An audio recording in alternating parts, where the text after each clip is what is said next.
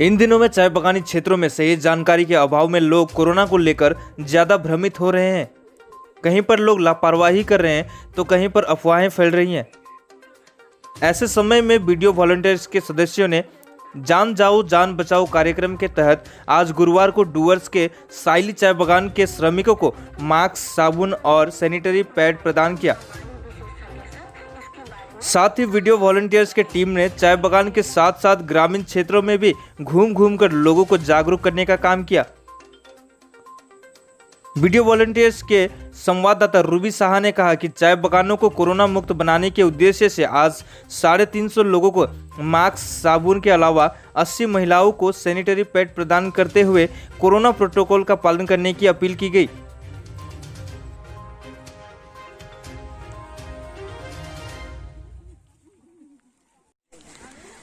जोहार साथियों, अभी हम हैं मालबाजार ब्लॉक की साइली टी गार्डन पे और अभी टी गार्डन जो वर्कर्स हैं उन लोगों को हमने मास्क, सैनिटरी नैपकिन्स और सोप डिस्ट्रीब्यूशन किया है। आप पीछे देख सकते होंगे।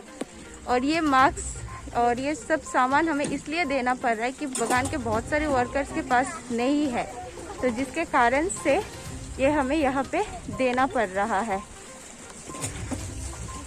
और आज यहाँ पे वीडियो वॉलंटियर्स की तरफ से ये मास्क, सैनिटरी नैपकिन्स और साबुन डिस्ट्रीब्यूशन किया जा रहा है।